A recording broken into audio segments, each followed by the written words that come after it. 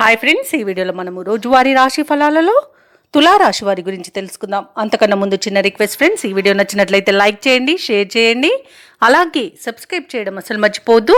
మీ యొక్క సపోర్ట్ నాకు ఎంతో అవసరం. ఇక ఈరోజు తులారాశి వారికి చూసుకున్నట్లయితే మిత్రుల నుండి రుణ ఒత్తిడులు అనేవి అధికమవుతాయి. ఆదాయానికి మించిన ఖర్చులు పెరుగుతాయి. కాబట్టి కాస్త పొదుపు చేయడం ద్వారా ఈ సమస్య నుండి బయటపడవచ్చు. అలాగే ముఖ్యమైన వ్యవహారాలన్నీ కూడా ఈరోజు మందగించే అవకాశం అయితే కనిపిస్తుంది.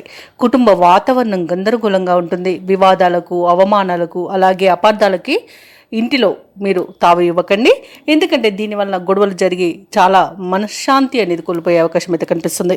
ఇక వ్యాపారస్తులు ఎవరైతే ఉన్నారో వారి యొక్క వ్యాపారాలు నిరుత్సాహాన్ని ఇస్తాయి. ఉద్యోగస్తులు ఎవరైతే ఉన్నారో తాము పనిచేసే చోట ఉన్నత అధికారులతో కాస్త గొడవలు జరిగే అవకాశం కనిపిస్తున్నందున కాస్త ప్రశాంతంగా ఉండండి. నోటిని అదుపులో పెట్టుకోండి. మౌనాన్ని పాటించడం మీకు ఎంతో మేలు చేస్తుంది. అలాగే ఈరోజు ఎవరైతే దూర ప్రయాణాలు చేస్తున్నారో ఆ ప్రయాణాలను వాయిదా వేయడం మంచిది. ఎందుకంటే అడుగడుగున ఆటంకాలు కనిపిస్తున్నవి మరియు వాహన ప్రమాదాలు కనబడుతున్నాయి. కాబట్టి వాయిదా వేయండి లేదా తగిన జాగ్రత్తలు తీసుకోవడం అనేది చెప్పుకోదగ్గ సూచన. మద్యపానం సేవించి వాహనాన్ని నడపడం వల్ల కూడా ప్రయాణాల్లో ప్రమాదాలు అనేవి కనబడుతున్నవి. కాబట్టి కాస్త జాగ్రత్తగా ఉండండి. ఇక తులారాశిలోని విద్యార్థులకు విద్యా నష్టం అనేది కనబడుతుంది. షేర్ మార్కెట్లలో పెట్టుబడులు పెట్టకండి.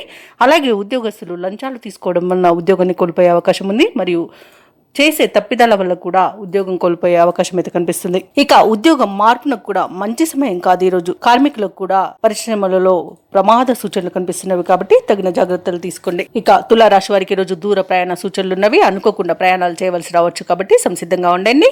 అలాగే సన్నిహితులతో విభేదాలు నెలకొంటాయి. కష్టపడ్డ ఫలితం అయితే కనిపించదు. ఆస్తి వివాదాలు నెలకొనే అవకాశం కూడా కనిపిస్తుంది.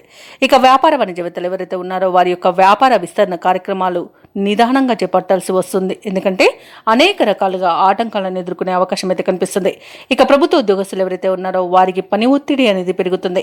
కళాకారులకు, పారిశ్రామికవేత్తలకు కష్టమే మిగులుతుంది. ఇక విద్యార్థులకు నిరుత్సాహపూరితమైన కాలంగా చెప్పొచ్చు ఈరోజు.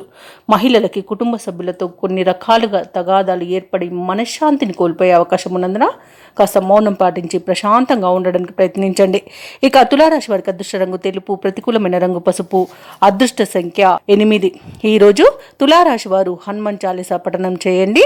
అలాగే స్వామివారికి వడమాలను సమర్పించడం వలన మంచి శుభ ఫలితాలను పొందుతారు. అలాగే పనులలో వచ్చే ఆటంకాలని తొలగించుకోగలుగుతారు.